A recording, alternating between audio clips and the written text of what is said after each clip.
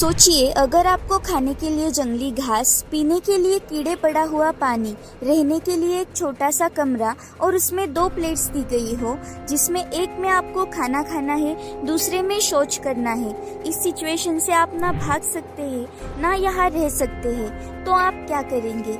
जी नहीं, मैं कोई इमेजिनरी सिचुएशन नहीं बता रही हूँ, बल्कि यही सिचुएशन फेस की है हमारे फ्रीडम फाइटर्स ने आज़ादी के लिए। ये जो दिल दहलाने वाले दृश्य आप देख रहे हैं, ये हमारी आज़ादी के लिए किए गए बलिदान है और अंग्रेज़ों की बेरहमी का सबूत। दोस्तों, इतिहास की सबसे खौफनाक और दर्दनाक सजाओं में से एक कैद की सजा, जिसमें हमारे भारतीयों के साथ क्या क्या जुल्म है, ये जानकर आज भी हमारे रोंगटे खड़े हो जाते हैं। वो है सेलुलर जेल यानी कि काला पानी की सजा। ये सिर्फ हमारा इतिहास नहीं, बल्कि अंग्रेजों द्वारा भारतीयों पर किए गए जुल्म की खौफनाक कहानी है। आखिर किन लोगों को दी जाती थी ये सजा? क्यों काला पानी का नाम सुनकर लोगों के रोंगटे खड़े हो जाते थे? किसने बनाई थी ये जेल और किस तरह के जुल्म यहाँ भारतीयों पर किए जाते थे? जानने के लिए वीडियो को स्किप किए बगैर एंड तक जरूर देखिएगा। कुलसुम टॉक्स की वीडियोस में आप सबका स्वागत है। दोस्तों, सेलुलर जेल यानी कि काला पानी जेल भारत के केंद्र शासित प्रदेश अंडमान और निकोबार द्वीप की राजधानी पोर्ट ब्लेयर में स्थित है। इसे काला पानी जेल इसलिए कहा जाता था क्योंकि इस जेल के चारों ओर और जहाँ तक नजर जा सकती थी बस पानी नजर आता था, कोई जमीन नहीं दिखती और किसी कैदी को एक बार यहाँ लाया जाए तो उसका यहाँ से भागना नामुमकिन था, क्योंकि भागकर जाता भी तो विशाल समुद्र उसकी जान ले लेता। पर ऐसा क्या होता था इस जेल में कि कई कैदियों ने समुद्र में कूदकर अपनी जान देना बेहतर समझा। 1896 से 1906 में बनी इस जेल को ब्रिटिशर्स ने भारतीय फ्रीडम फाइटर्स को यहाँ कैदी बना के रखने के मकसद से ही बनाया था, और इसके बनते ही कई भारतीयों को यहाँ बस ट्रायल के लिए लाकर मार भी दिया गया।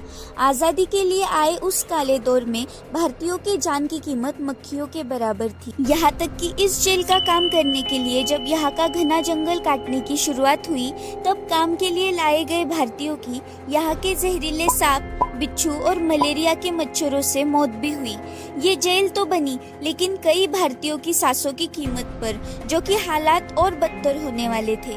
इस जेल के बीचों बीच एक टावर बनाया गया, जिससे जेल की ऑक्टोपस की तरह बनी हुई 7 शाखाओं पर नजर रखी जाती थी। इस विशाल जेल में टोटल 696 सेल्स थी, ताकि लाए गए हर कैदी को अलग अलग जेल में रखा जाए, जिससे वो आपस में बातचीत ना करे, अंग्रेजों के खिलाफ मिलकर आवाज ना उठाए और स्वतंत्रता आंदोलन से जुड़ी कोई योजना ना बनाए। कहने को तो हर एक कैदी अलग अलग सेल में रहता था, लेकिन इन सेल्स का साइज बहुत ही छोटा होता था और 3 मीटर की ऊंचाई पर एक खिड़की भी लगी हुई होती थी।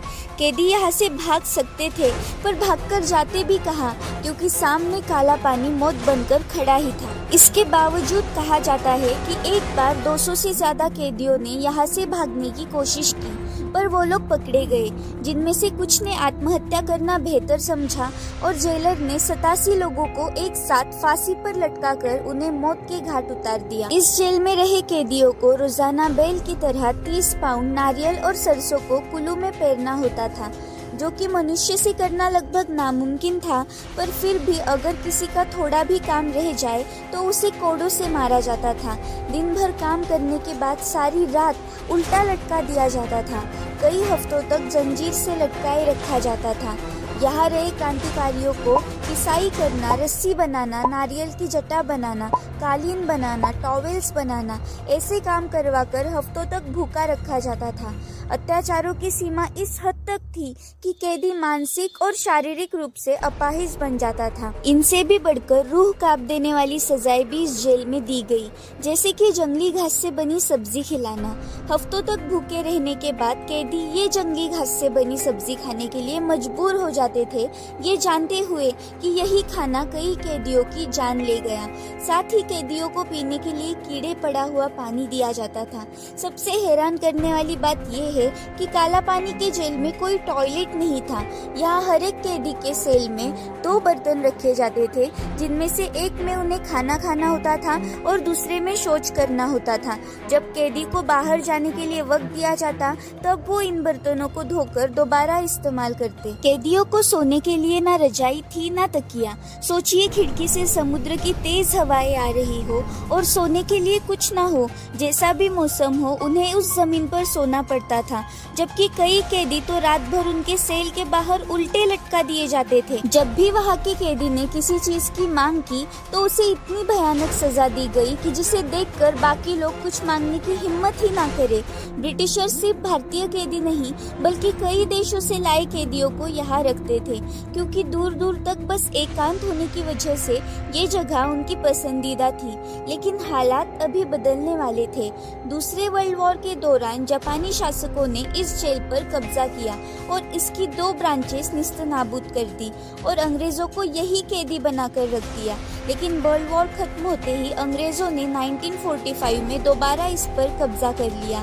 फिर आज़ादी के बाद इस पर भारतीय गवर्नमेंट का अधिकार हुआ, जिसके बाद इसकी 2 और शाखाओं को नष्ट कर दिया गया और बाकी बची 3 शाखाओं और मुख्य टावर को 1969 में राष्ट्रीय स्मारक घोषित किया गया, जहां आज भी कई लोग टूरिस्ट बनकर इतिहास के इस काले अध्याय को देखने जाते हैं, जहां विनायक दामोदर सावरकर, बटुकेश्वर दत्त, सोहम सिंह, मौलाना अहमदुल्ला, मौलवी अब्दुल रहीम सादिकपुरी, एस चंद्र चैटर्जी जैसे कई फ्रीडम फाइटर्स ने आज़ादी की दास्तान लिखी, लेकिन अपनी जान की बाजी लगाकर। इस जेल की दीवारों पर उन फ्रीडम फाइटर्स के नाम आज भी लिखे हैं। यहाँ के संग्रहालय में आज भी वो अस्त्र मौजूद है जिससे फ्रीडम फाइटर्स पर कई रूह कांप देने वाले जुल्म किए गए। क्या आप यहाँ कभी विजिट करना चाहोगे? और हाँ, आज 75th रिपब्लिक डे है, तो लाइक का एम है बस 750।